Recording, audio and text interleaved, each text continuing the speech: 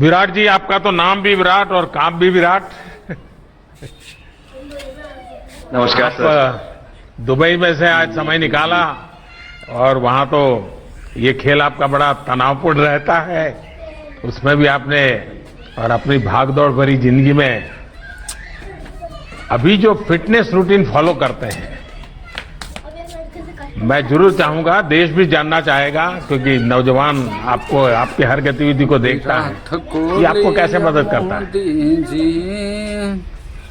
पहली बात तो बहुत बहुत धन्यवाद सर, यहाँ पे हम सबको बुलाने के लिए। एक सब लोगों ने फिट इंडिया मूवमेंट के बारे में बात करी और इसके फायदे, इसके लाभ हमको रोज अपनी डेली लाइफ में किसी ना किसी तरीके से दिखते हैं। सबने अपने एक्सपीरियंसेस बताए।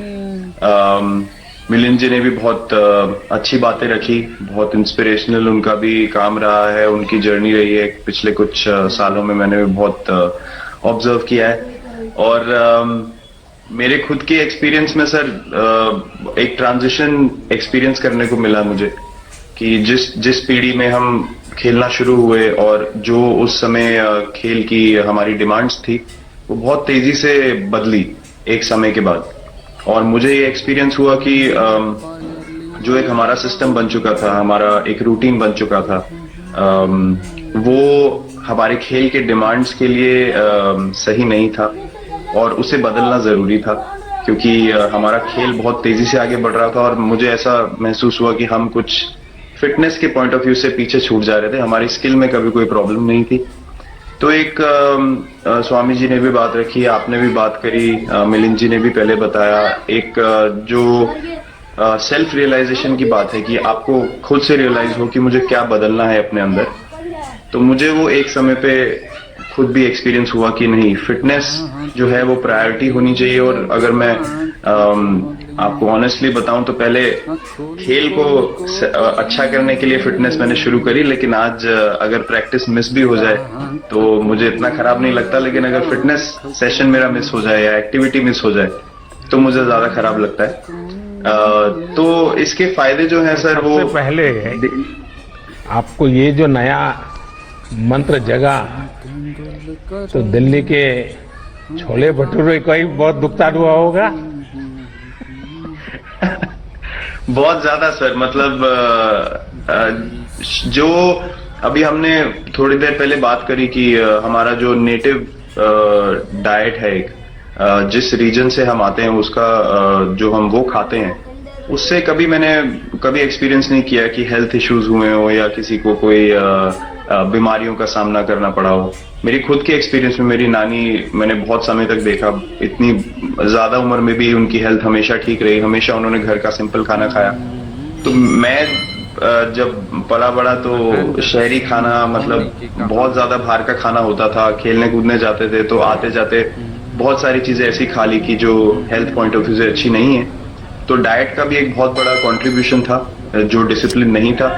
तो वो फिटनेस, फिजिकल फिटनेस और डाइट दोनों चेंज करना पड़ा सर। उसके वजह से ही चेंजेस आने शुरू हुए। और मैं इस चीज से इसलिए रिलेट कर पाता हूँ क्योंकि जैसे हमारे खेल में चेंजेस आए, आज की लाइफ की भी डिमांड्स बहुत ज्यादा हो गई है, बहुत हेक्टिक हो गई है लाइफ।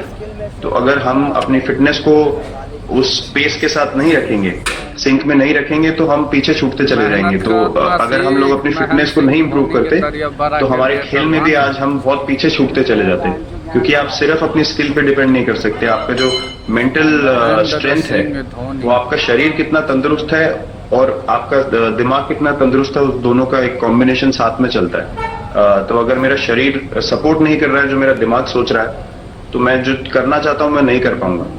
तो मुझे सामने कैलोरी कम करने का भी तो चैलेंज रहता होगा और इतना बड़ा काम करने का भी चैलेंज रहता होगा, उसको कैसे हैंडल करते हैं? सर मैंने अभी जो अपने अनुभव में मैंने ये चीज एक्सपीरियंस करी है, वो ये है कि खाने के बीच में समय देना बहुत जरूरी है।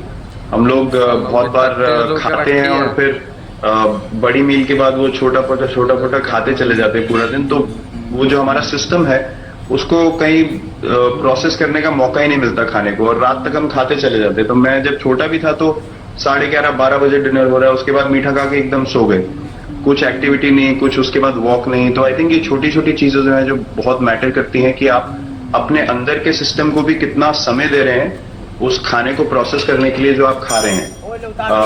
तो उसके लिए अवेयरनेस बहुत जरूरी है कि आप किस वजह से कर रहे हैं। आप अपने आप को ओवरऑल फिट रखने के लिए कर रहे हैं या फिर सिर्फ वेट लॉस के लिए कर रहे हैं, जैसे अभी जूता जी ने बोला। तो प्रायोरिटी बहुत जरूरी है अपने दिमाग में कि आपकी इंटेंशन ठीक होनी चाहिए, फिर अकॉर्डिंगली आपके रिजल्ट्स भी वैसे ही आएंगे बाहर। मैंने सुना है कि इन दिनों टीम के लिए एक योयो टेस्ट हो रहा है। क्या ये कैप्टन को भी ये योयो टेस्ट करवाना पड़ता है कि आपको छुट्टी होती है? और योयो टेस्ट होता क्या है, क्या क्या करना पड़ता है? सर टेस्ट ये बहुत जरूरी था फिटनेस पॉइंट ऑफ व्यू से। अगर आप ग्लोबल फिटनेस लेवल्स की बात करें तो बाकी टीमों से हमारा लेवल अभी भी कम है और हम चाहते हैं कि वो लेवल हम ऊपर लेके जाएं। जो एक बेसिक रिक्वायरमेंट है